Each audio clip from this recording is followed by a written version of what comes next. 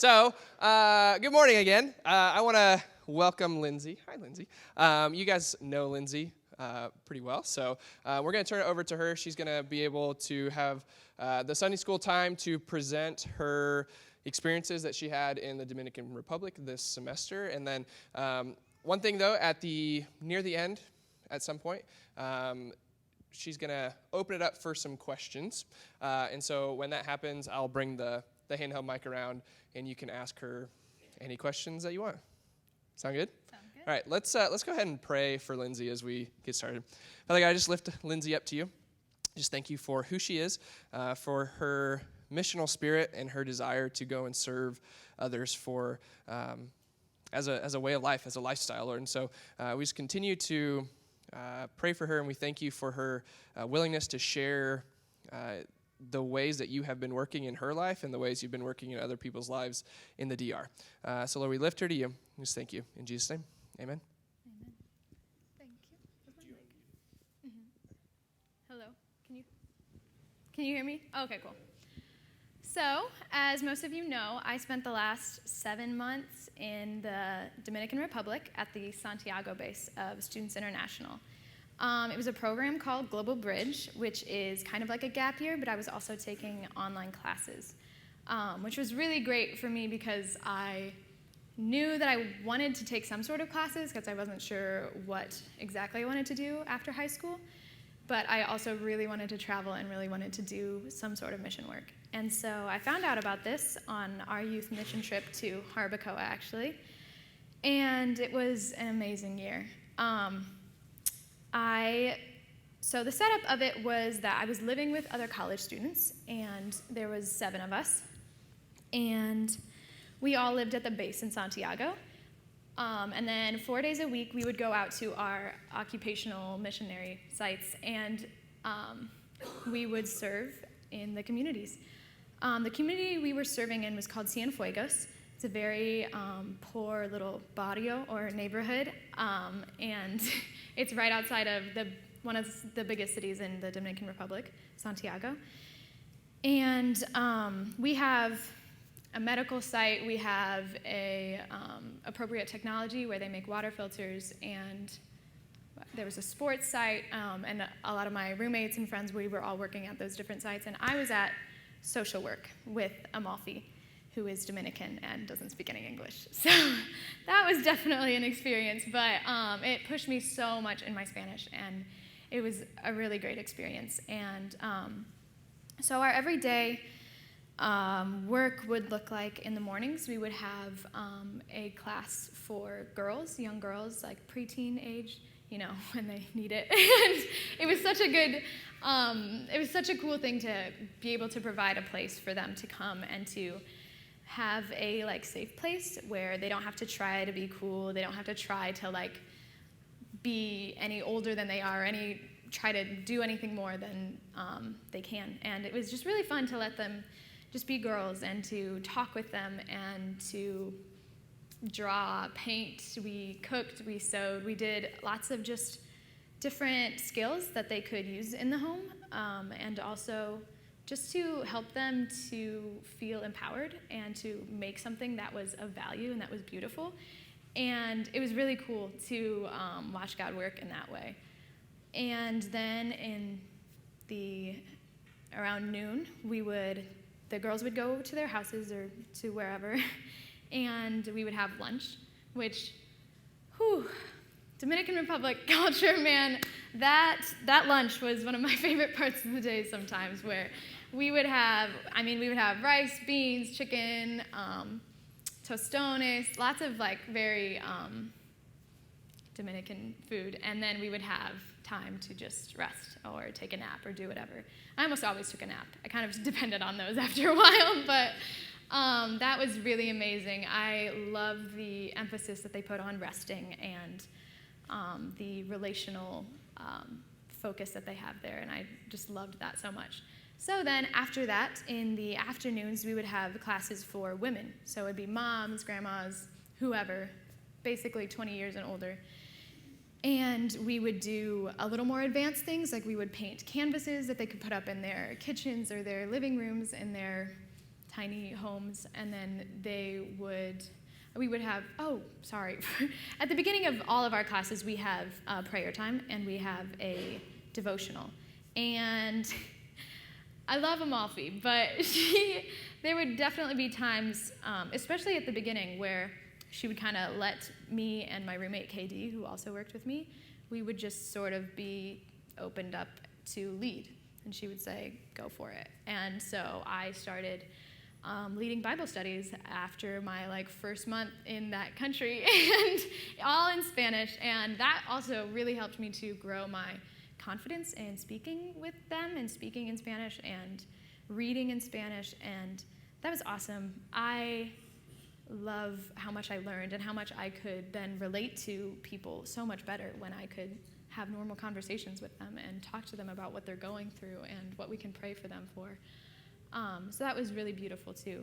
And then with the women, we would do the same sort of things with painting, cooking. We did some sewing, just creative things that helped them to bring out this side that is kind of undervalued and often hidden, this creativity. And one thing, I wrote this in a blog a couple months ago, and I just wrote down this quote again because it's so true, and it's a beautiful thing.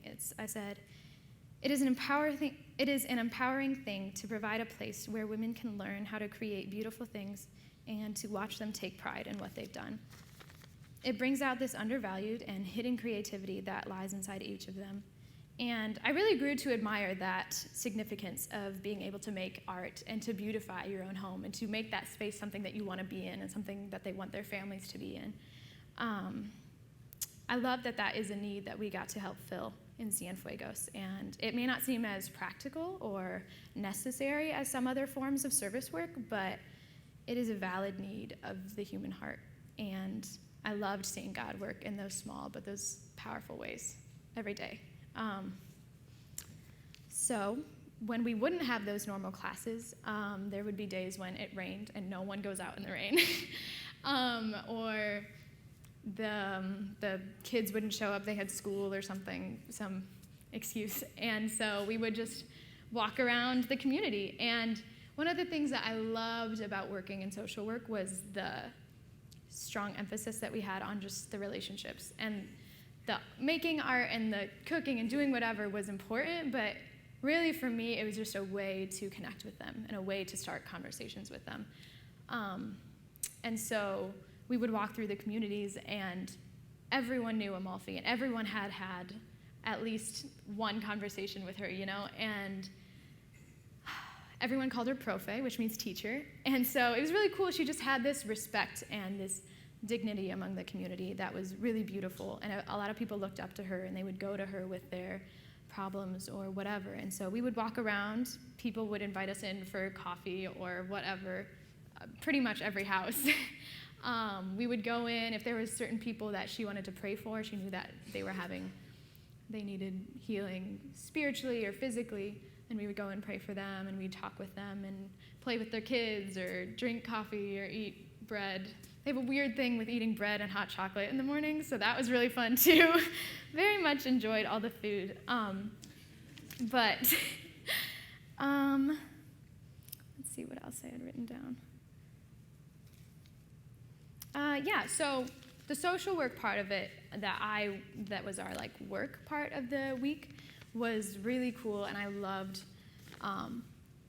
loved seeing the girls every day and being able to invest in their lives and to know them from September when we met until May when we left. And it was just a really cool way to be invested in their lives. And there was a few families that were really special to us because we would visit them 2 or 3 times a week probably. And one of our friends, we'll call her Stacy, not a Dominican name at all, but she is one of Amalfi's really, really good friends, and she was pregnant the first time I met her, super pregnant, and she was the sweetest person I'd ever met, and she would talk with me. She would be super patient with my terrible Spanish in September, and by the end, we were going over and holding her 4-month-old baby, and it was just so special. And I'll never forget the one day when we went over and we were talking and we were praying with her and her daughters, and I was holding her baby. She's the cutest thing in the world. And she fell asleep in my arms, and it was the most precious moment of my life. And just like the awesome relationships and the beauty of that like bond with the women was so cool. Definitely one of the highlights of my time there. When we were not at sites, we would be hanging out at the base. We did a lot of homework because we had online classes. We would have dinner every night at 6 o'clock. We were blessed to have a cook there because she is also the cook for when they have teams and they have like 50 people they need to feed every night. So that was really nice. She was a great cook, better than I could have ever been. And yeah, we would hang out. That was one thing also that I learned, and it was really hard because it was 7 other people that I had never met before, and we were all just straight out of high school, so it can be a really awkward time for everyone. But it was hard to create those relationships, and it took time. But I realized that, like, even though these are people from my own culture and they're not physically as poor as the people that I'm working with, and they're not necessarily like what you would originally or like at first glance think of as the mission field, but I really began to realize how important that love is and that connection is to have, not only in the community, but also in our smaller community at the base every day. And that's just as much the mission field as it is when we go out into the communities. So that was a big lesson for me to learn as well.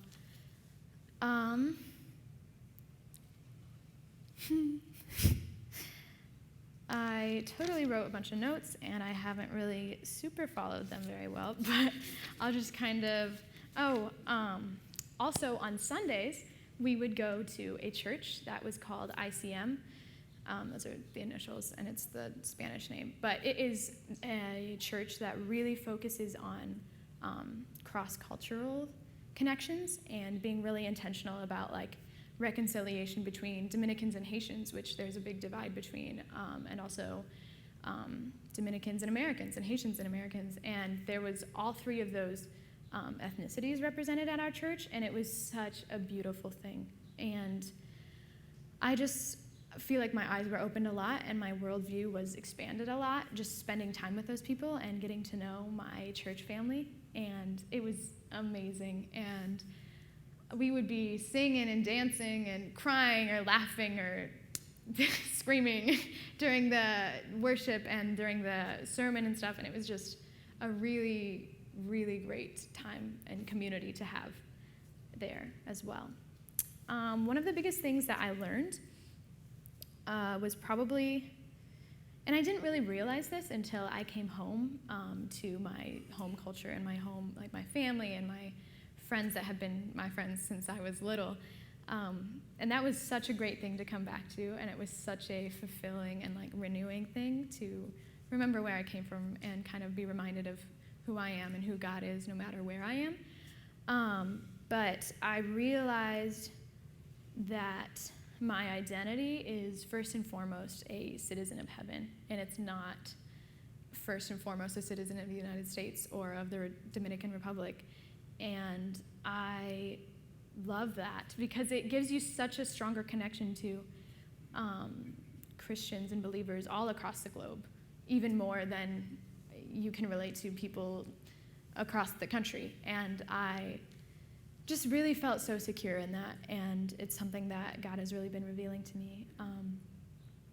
So yeah, I also, one of the things that I really had to wrestle with, especially second semester when I had done a lot of observing and listening, and I was starting to take more part in conversations and different things like that. And something that weighed really heavy on my heart was like, I am a middle-class American. I am white. I am not oppressed. I'm not poor by any means. And so what did I don't deserve this, and they don't deserve what they have, and it's just but what we've been born into. And that was really hard to grasp and to have to face every day. But I really feel like I grew into this this position of taking responsibility for what I've been giving and what I've been blessed with, and to know that I have a responsibility to give and to serve people and to use the resources and the voice that I have to help people that don't have that. And so that was also one of my biggest takeaways. And that is, it was a very clarifying trip to see a different part of the world and to better be grounded in my purpose and my calling as a believer. So I think I'm going to open it up to questions.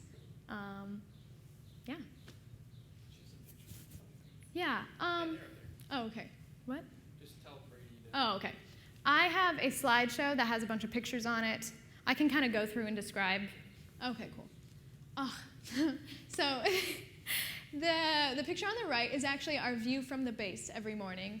So beautiful. And we have a lot of memories on that basketball court, walking down that driveway at sunset. It was a really sweet place to be able to live in for 7 months. And then on the left that's at our social work site in Cienfuegos, and this little boy, we'll call him Joshua, he came almost like every day for a long time, and he was the sweetest kid and always gave us lots of hugs, and he was stick thin, and his parents weren't home a lot and stuff like that, so he would kind of wander around with other neighborhood children and stuff, and he would always come in and beg for us to read him a story from our little children's Bible. And so I would sit down with him, and we would go through the story, and they were like a few pages long because it's a children's book. But by the second or third day, I would see him down the street with his friends, and he would be reciting the story that I had told him by heart. And he would go through it with them, and it was just the sweetest thing to see that he remembered that, and that had an impact on them. And I just thought that was really cool. So that was a highlight of my day a lot too. Okay. On the left there is my site leader, Malfi. That's us just walking down a street in Cienfuegos. We were actually walking to her house that day, I think. But yeah, I got to know her really well throughout the course of 7 months, and she shared her story with us. We got to hang out with her daughters a lot. She's an amazing woman. On the right is all the people that I lived with. KD is the one all the way on the left, and she was my roommate and also the one that I worked with in social work. Then it's Kaden, me, Emily, and Brooke and Abby. And I got to live with those girls, and it was very fun. We all had a really good bond by the end. Can go to the next one. On the left is our group of girls, which we had rotating groups they would come every Tuesday, I think. Every Tuesday morning we would have them, and that week we made butterflies out of cardboard and pieces of colored paper.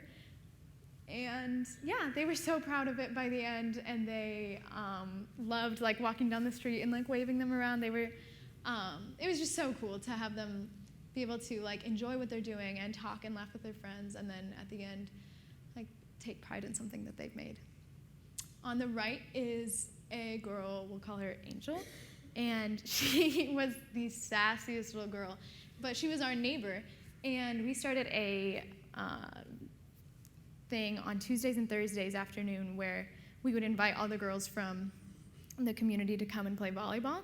And so she started playing volleyball with us, and she would always come up and give me a hug, and she'd always stand like this, and she always had something to say. And we actually ended up bringing her to church with us a couple times. She really grew a lot while we were there. It was really fun to see. So some of these pictures aren't the best quality, but I love them because they are authentic to what my experience was. And these are ladies from our class, and that was one of the last days that we were with them, I think. And in the middle is Amalfi, and we were all just laughing and having a good time, and I had so much fun with those ladies. And actually, right after this is when the lady on the right, she we told her that this was like one of our last days, and she started crying, and she gave me a hug, and I had complimented her on her pretty shoes when she walked in, and she was like, "Here, I have a gift for you." And she takes off her shoes, and she gives them to me. And I was like, "Oh, thank you." But yeah, they were so sweet, and it was so good to come and see them every week, and yeah, I'll be missing them a lot. You can go to the next slide. Another laughing, blurry picture on the left with Amalfi, just us hanging out during lunch. I always made coffee, and reminded me of home and my job as a barista, so that was really fun. And this is another group of girls that we had.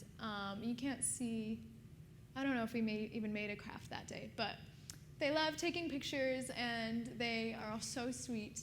And the girl in the flower shirt, she was one of the only ones that came like religiously. Every time, she was always on time. She came for the whole 7 months. And she always volunteered to pray at the beginning. And yeah, we just have a special place in our heart with her. That is Joshua again, and I'm reading him a story. We actually ended up giving him a new children's Bible, and we brought it to his house, and we showed his mom, so, like, he didn't steal this Bible, don't worry.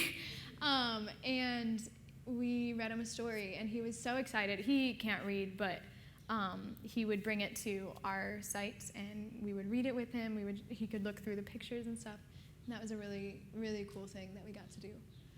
On the right is actually me with my Bible and my journal and my coffee. It's how we started out every morning.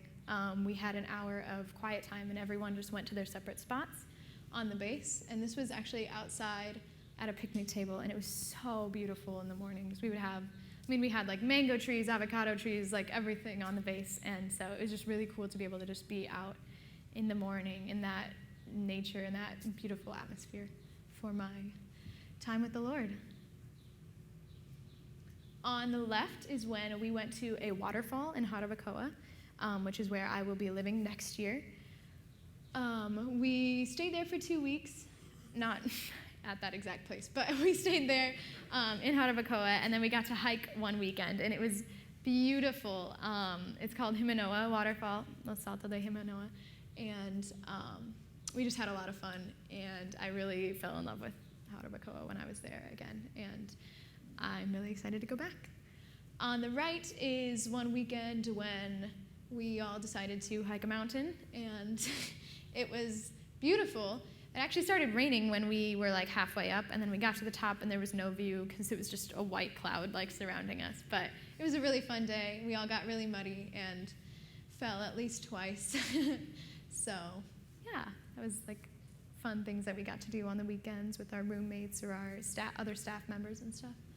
On the left is when I was in Jarabacoa again, and that is actually Renee Helmkamp. I'm sure some of you know her. She actually went down in October, and she'll be staying for at least 2 or 3 years, and she's working as a physical therapist in their special education site in Jarabacoa. It's called Genesis, and that's actually where I'll be working next year. So I'm really excited to go back and be able to work with her. And I got to work there for 2 weeks, and it was amazing, and I loved it. So yeah, that was such a good experience. And on the right is just down the road from where we lived. We would walk to these little corner shops. They're called colmados. And I mean, they have like toilet paper, juice, chocolate, I don't even know, coffee, just like the most random things. Bread, they love bread. Rice probably. And so we would just go, we mostly went so we could just walk and get out of the house, but we would always get like juice or something. So that was really fun, and the views were always beautiful. This is one of the best. So the girl on the bottom of the screen, her name is Emily. She actually helped to start a tutoring program while she was down there. She was just an intern for she'll be leaving in August, and she got there in January. And she was a world changer. She had such a heart for these kids, and she quickly learned like the ins and outs of how the school worked, how the community was. She learned all their names. And so she helped start a little school where these kids that don't necessarily have the opportunity to go to school or to learn at home with whatever online kind of learning they had. So she had one of our cabins at the base open, and every Tuesday and Thursday for one class, and Mondays and Wednesdays for another class, we would have class, and she would teach them and give them love. And it's insane how much these kids have transformed since January with just that extra attention. And they actually started a nutrition program as well. So with meals every day was just such a huge change in their lives. And this is actually at the bottom of our pool when we emptied it out like right before we left because it was really gross and it needed to be like cleaned and painted and stuff. And so they were all so excited that we could just run around in this empty pool. And then we're playing Uno in it actually. So it was just a fun day, a sweet day. On the left is our church family. That was one of our last hangouts before we left, and it was so good to just talk with all of them and say some good and hard goodbyes. It was a really fun night. And then on the right is a bunch of our girls that came every week for volleyball. We had a party day one day where we played a bunch of games. We had cake, I think. We just really came together with all of my roommates and all of the volleyball girls and just had a good day of fellowship and Bible study and stuff. That's the baby that fell asleep in my arms. She was so precious. And there she is with her mom. And they were the sweetest people in the whole world. And yeah, we got to visit them pretty much every week, if not more. And then in the bottom is Amalfi's little Greca. It's a coffee maker that you just put the grounds and the water in the bottom, and then you put it on the stove, and it heats up, and it makes coffee, and it's the best in the world. And we would I remember she always scolded me at first when I was making the coffee, and I didn't put enough nutmeg in. And she literally has this little nut of nutmeg and a little grinder, or grater thing, and we would grind way too much nutmeg in the coffee. But yeah, it was super fun, and I don't know, it's just a good memory that I have from that, and I love doing that and making drinks for people. On the left is KD, my roommate and my fellow social worker. On the right is when we visited the botanical gardens in Santiago, which were beautiful, and we got to take bikes and ride around, and just all of the bright flowers and the mountains and the green everywhere is just such a good representation of what it looked like just driving down the street or walking down a road in the communities. On the left is more of our girls in their class. We made little canvases that had pieces of tissue paper glued onto them that they really loved that craft. And then on the right is when Emily was taking home her kids at the end of the day, and one day they had puppets, and they were so excited to play with these puppets, and they also made paper crowns, and they wore them around the entire day, and it was just such a sweet picture to just see them so happy and so full of life. Is that it? Sweet. All right, now we will open up for questions.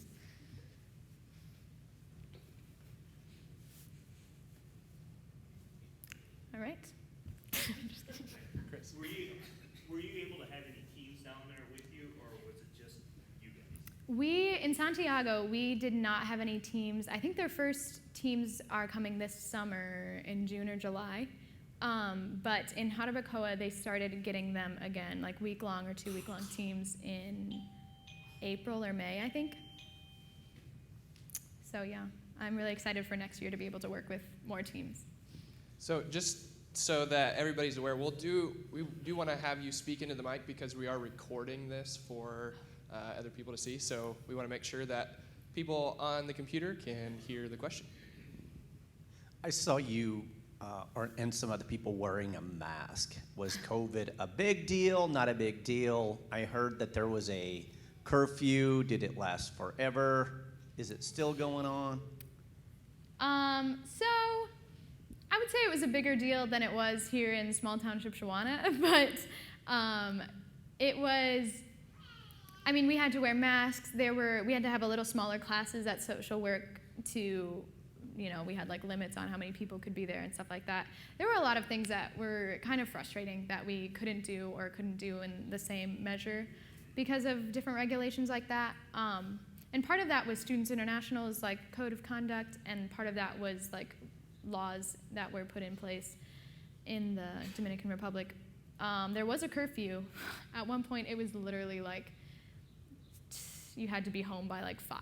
Oh, it was the worst. But it gradually got like later and later, and it wasn't necessarily followed super closely. So, and I mean, So it was, I don't know. It was, I mean, you just kind of got used to it. I think they're probably letting off a little bit on different rules and stuff like that. But yeah, we wore masks everywhere. We stayed within the curfew hours, stuff like that.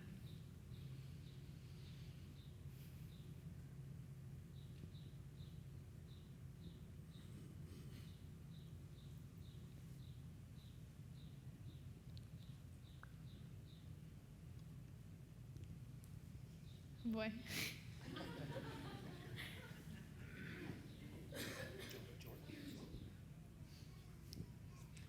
How many red dresses do you own?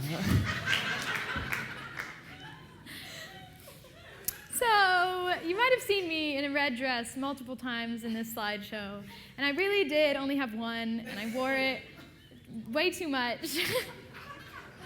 The joy of simplicity, living out of a suitcase, part of the experience.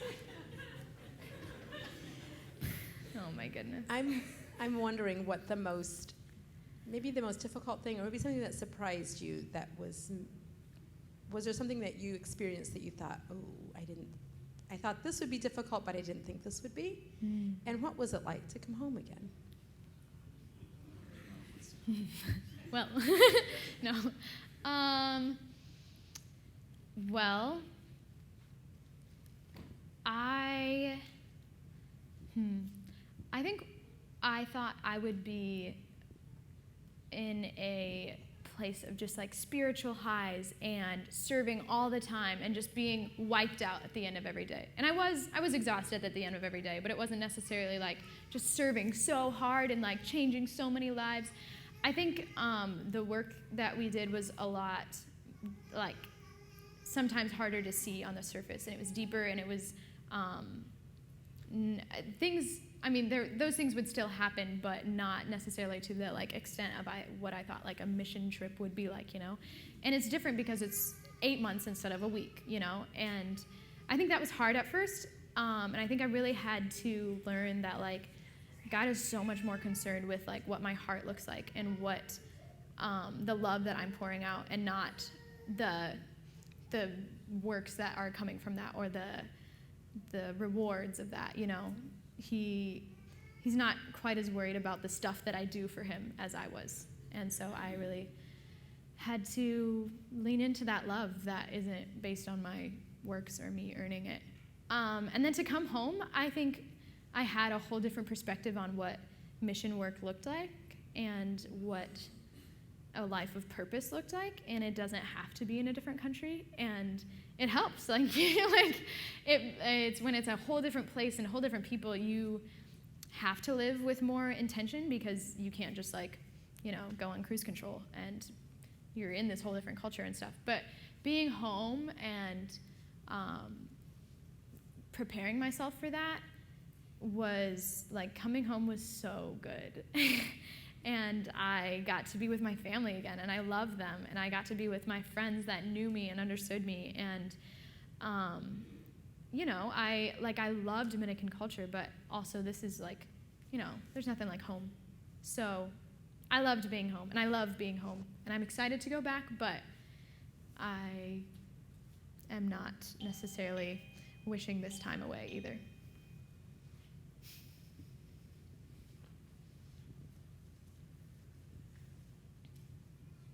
Any other questions?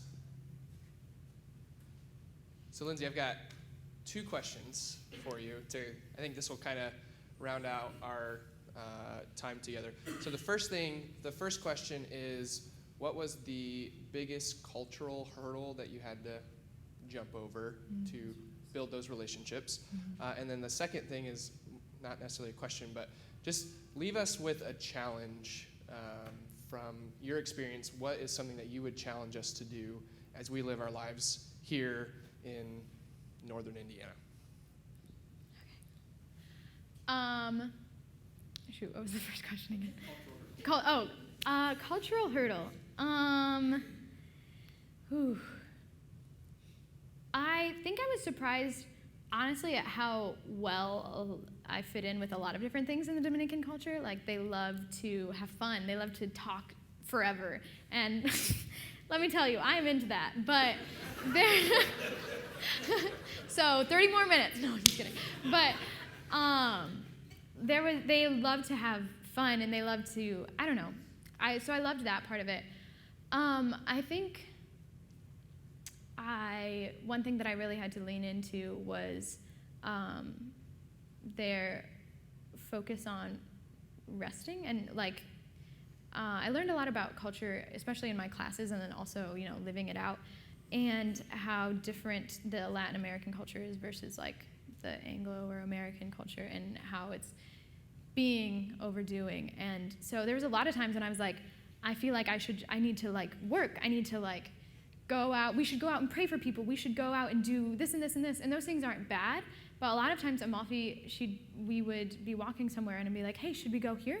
She'd be like, if we have time, and if we don't, then we won't.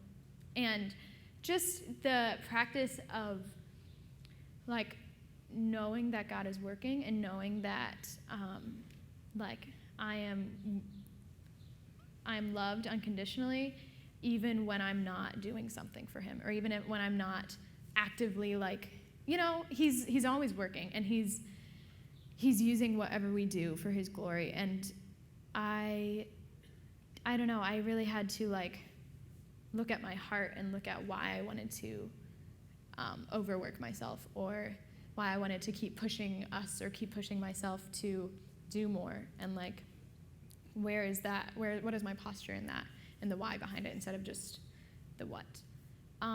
So I think that was really good for me. And I also really loved their focus on like family and people, and they'll literally be late to things because they stopped on the side of the road and talked to someone for an hour, and I just love that they care so deeply for the people that they know. And even if they don't influence hundreds of people, they have the people that they love, and they have those around them, and they focus on that so well. And so, yeah, I think that really put a perspective shift on like my calling and my purpose, and it's all about people, and it's all about loving them, and it's all about being generous and loving, and pursuing God, and pursuing his people in the same love that he has for us. A challenge?